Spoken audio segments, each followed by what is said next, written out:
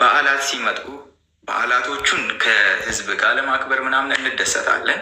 ግን ደግሞ ስህተት ነው ብለን ስለምናምን አሁን ለምሳሌ ትልቁ ነገር መች መሰላችሁ? ልክ መስቀል ሲደርስ ደመራ ሲበራ በጣም ነው የምጸየፈው። እኔ በግሌ በሰዓቱ ጓደኞቼ አብሮኝ የነበረው ሰው እኔ በግሌ አሁን የእኔ ስለሆነ በጣም ነበረ የምጸየፈው። ድጋሚ ደግሞ ስቅለትን በደንብ ነበር የምጸየፈው በሰዓቱ። በቃ ምን አይነት ሞኝነት ነው እስከ ማለት ምን አይነት ውሸት ነው? እንዴት የሰው ልጅ በአምላክነት ይቀበሉታል በሚለው በቃ ፊልሞችን ሳይ ምናምን አጣጥል ነበረ።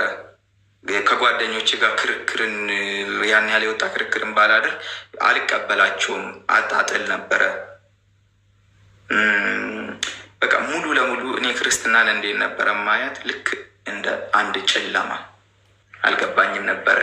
እኔ እንደነበርኩኝ ጨለማ ውስጥ የነበርኩት ጀስት ልክ እንደ አንድ ጨለማ ነበረ ማያት፣ ውሸት እንደሆነች። ኢቭን ኢፍ እንዴት መሰላችሁ? እኛ ሙስሊሞች ሞተን ቀብር ስንገባ የሚጠይቀን የምንጠየቁ ጥያቄ አለ ተብለን እናስብ ነበረ በሰዓቱ። ምን አይነት ጥያቄ? 3 ጥያቄዎች ናቸው። እና እነዛ 3 ጥያቄ የምን መሰላችሁ? አንድ ሰው ሙስሊም እንደነበረ ምስክርነት የሚሰጥበት እና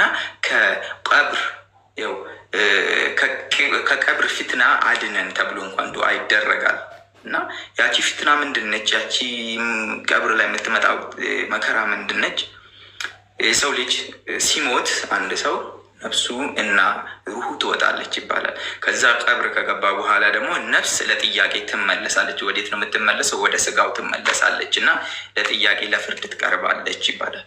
ያን ጥያቄ የሚጠይቀው ውስጥ ምንድን ነው? የመጀመሪያው ጥያቄ መረቡክ ነው። መረቡክ ከዛ ማዲኑካ ዲንህ ምንድን ነው? ወይ ደግሞ እምነትህ ምንድን ነው የሚለው ነው። ማዲኑካ ዲንህ ምንድን ነው? ዲን አልኢስላም ብለን እንመል። ከዛስ መረቡካ አምላክህ ማን ነው? ረቢ አላህ ይላል። ከዛስ ማዲኑካ አያችሁ፣ ማዲኑካ መነቢዩካ፣ ይቅርታ መነቢዩካ፣ ሶስተኛዋ መነቢዩካ ነቢይህ ማን ነው? ወይ ደግሞ መልክ ነቢይህ ማን ነው? ነቢይ ሙሐመድን ስም እንድጠቅስ ማለት ነው። ነቢይ ሙሐመድ ሰለላሁ ዐለይሂ ወሰለም ብለን እንመልሳለን። ከዛ ከቀብር ፊትና ዳንን ማለት ነው። ጀስት ላይክ ዛት ያንን ስለምናስብ እያንዳንዱ ኦርቶዶክሳውያን ፈተናው የሚጀምሮ ቀብርን ከሞተበት ሰዓት ጀምሮ ነው ተብሎ ይታሰባል ማለት ነው። እኛ ምንም ኃጢአት ያሌለበት ያው ዱዓ ሲደረግ ምንም ኃጢአት እንትን ያሌለበት ሰው ብዙ ሰው ለምንድን ነው ኑርን የሚመኛት? እቺን ኑር እዚህ ጋር በጣም ይመኟታል። የእግር ኑር ይመኛል። እዚች ጋር እጃችን ላይ እዚች ጋር እንድትኖር ብዙ ሰው ይመኛል። ጉልበቱ ላይ እንዲኖር ይመኛል። በእስልምና ሕግ ለምንድን ነው በጣም የሚመኟት መሰላችሁ? ቀብር በአላህ ዘንድ የተወደደ ሰው ከሆነ ቀብሩ ይሰፋዋል። ተቀብሮ ቀብሩ ይሰፋዋል። እነዛ ደግሞ ምድር ላይ ጠቁሮ የሚታዩት ኑሮች ይበራሉ። ለሱ በቀብር ውስጥ ብርሃንን ይሰጡታል። ከቀብር ጨለማ ያድኑታል፣ ብርሃን ይሰጡታል ተብሎ ይታሰባል ማለት ነው። እና በዛ ሰዓት ለእኔ ምንድነው ኦርቶዶክስ ለዚህ ሁሉ አልታደለችም። እኔ ራሴን እንደ እድለኛ እቆጥር ነበር ማለት ነው። ከዛም በተረፈ ደግሞ በቂያማ ወቅት ሙሉ ለሙሉ ንጹህ የሆነ አንድ ሙስሊም በጥላ ስር የተከለለ ሲሆን ምንድነው ፀሐይ የአንድ ስንዝር ያህል ለጭንቅላታችን ቅርብ ትሆንና የራሳችን ላብ ይሞላል ማለት ነው። ይጠምቀናል፣ ያሰምጠናል አይነት ነገሮችንም ነበሩ። ይሄ ሁሉ ወዴት ነው? ወደ ክርስትና እንኳን ማሰብ አይደለም ለመመኘት ሀሳብ እንዳታነሳ የሚያደርጉ ነገሮች ናቸው ማለት ነው። የሚያደርጉ ነገሮች ነበሩ። ምክንያቱም እራመዳለሁ ካልኩኝ እነዚህ ሁሉ ፈተናዎች ከጀርባዬ ይመጡብኛል፣ ወደፊት ይጠብቁኛል ማለት ነው። ይህ ሁሉ ሸክም አለብኝ ብዬ ስለማስብ ለእኔ ሙሉ ለሙሉ ውሸት ነች።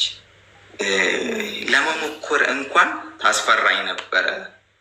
እግዚአብሔር ፈቀደና አንዲትን አጋጣሚ ፈጠረ። እንግዲህ እዛች ውስጥ ከዚህ ሁላ ተሞክሮ ግን እውነት እጅግ የሚያስደንቅ የጌታችን ተአምር ነው የነገርከን እና በዚህ ሁሉ በአስተምሮት ውስጥ ቆይተ በዚህ ሁሉ ነገር ውስጥ አልፈ ከዛ መሀል ግን ልክ እንግዲህ ሐዋርያው ቅዱስ ጳውሎስ በደማስቆ እንደተጠራው ጌታችን መድኃኒታችን ኢየሱስ ክርስቶስ አንተንም ጠርቶሃል ለዚህ ታላቅ ክብርና እውነት በጣም ደስ ነው ያለኝ። እኔ በጣም ተመስጬ ነው እያዳመጥኩ ያለሁት። አይ ቲንክ እዚህ ውስጥ ያሉትም እንደኔ ነው ስሜታቸው ብዬ አስባለሁ። እና ወደ ሁለተኛው ጥያቄያችን ስንመጣ ታዲያ አሁን እንደነገርከን ያንተ ኤክስፒሪየንስ በጣም ጥልቅ ነበረ ከእስልምና ጋር ያለ ግንኙነት እስልምና ውስጥ የነበረው የዕለት ተቀን ለህይወት ሁኔታ አስተሳሰብ ሁሉ ነገር ጋር የተሳሰረ ሃይማኖት ነበር እና እንዴት ነው ያንተ ተርኒንግ ፖይንት ይሉታል ፈረንጆቹ የተለወጥክበት እንዴ ይሄ ትክክለኛ አይደለም ብለህ ያልክበት ሞመንት ኦፍ ሪላይዜሽን ወይም ደግሞ ነገሮችን ወደ ማገናዘቡ ገብተህ ቆም ብለህ አስበህ ወደ ክርስትና ለመምጣት የጀመርኩበት ጉዞ ምን ይመስላል? ከዛ ጉዞ ውስጥ ደግሞ የገጠሙ ውጣ ውረዶች፣ ገጠመኞች ከዛ በኋላ መጨረሻ ላይ አይ ክርስትና ነው ትክክለኛ ሃይማኖት፣ ወደ ክርስትና ኮንቨርት ማድረግ አለብኝ ወይም መልቀር አለብኝ ብለህ እንድትወስንስ ያደረገ ውሳኔ ምንድን ነው? እሺ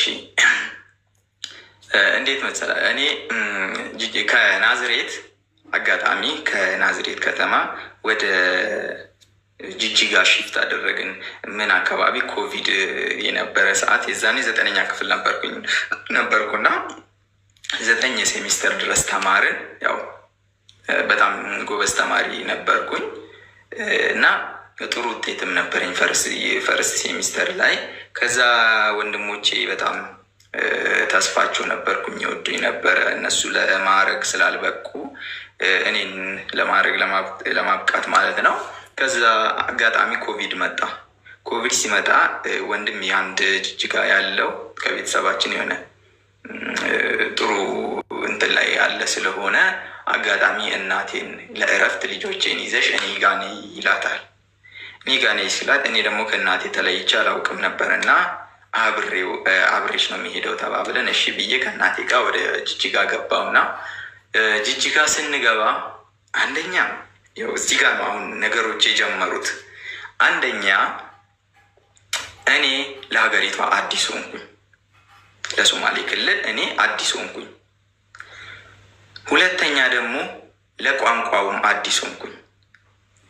ምንድነው ቋንቋ ተነጋግሬ እንደ ፍላጎቴ ከሰው ጋር መግባባት መለዋወጥ አልችልም ማለት ነው። እዛ ጋር ያለው ብዛት ህብረተሰብ ደግሞ ምንድነው ኦርቶዶክስ ነው፣ ይቅርታ ሙስሊም ነው በብዛት ያለው ማለት ነው። ጅጅጋ ከተማ ላይ ያለው እንዳለ ሙስሊም ነው ብዛቱ፣ ኦርቶዶክስ እየተወሰነ ነው በብዛት። ምክንያቱም ሶማሌ ክልል ሁሉም እንደሚያውቀው ሙስሊም ህብረተሰብ ብዛት ያለባት ስለሆነች ማለት ነው። ገባው ኮኔክሽን ብዙ ጊዜ እኔ በቃ ፍሬንዶች እየሆኑ ጓደኞች ሪሌሽንሽፕ የፍሬንድ ሪሌሽንሽፕ ያሉኝ ከኦርቶዶክስ ልጆች ከአማርኛ ተናጋሪ ሰው ነው መፈለግ የጀመርኩት። ወይ ኦርቶዶክስ የሚሆን ሙስሊም የሚሆን ቋንቋው አማርኛ ተናጋሪ የሆነ። ከዛ ሄድን። ወንድሜ ሁለት ምርጫ ሰጠኝ።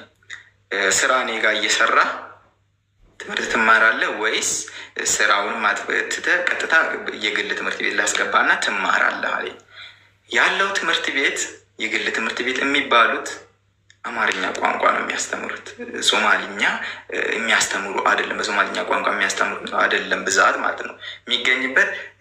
እንግዲህ ላንጉዌጅ እንግሊዝኛ ነው የምንማረው፣ ሶማሊኛ ቋንቋ ሁሉም ይማራል፣ አማርኛ ይማራል። ግን ደግሞ የሰው ብዛት ያለበት ነው። አንደኛ ሚሽን ትምህርት ቤት አለ፣ 2 ዘስ ፓርክ እና 3-4 ትምህርት ቤቶች አሉ። እነዚህ ምርጫ ቀረቡልኝ። ምርጫ ሲቀርብልኝ ትንሽ ወንድሜ እኔን የጠየቀበት ሁኔታ የተለየ ስለነበረ